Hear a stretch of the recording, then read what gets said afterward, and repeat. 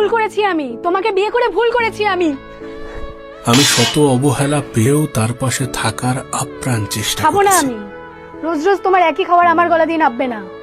ভাবতাম একদিন হয়তো বা বুঝবে। একটা বছর তোমার সাথে সংসার করছি, এটা খুব ভালোভাবে বুঝে গেছি, না আছে তোমার টাকা, না আছে তোমার মোড়ল। অন্য কোনো ছেলে হলে না এতদিনে আমাকে এই টালির বাড়ি ছেড়ে পাকা বাড়িতে নিয়ে যেত। ভালোবাসা মানে ছাড়া নয়, বরং আঁকড়ে ধরে রাখা।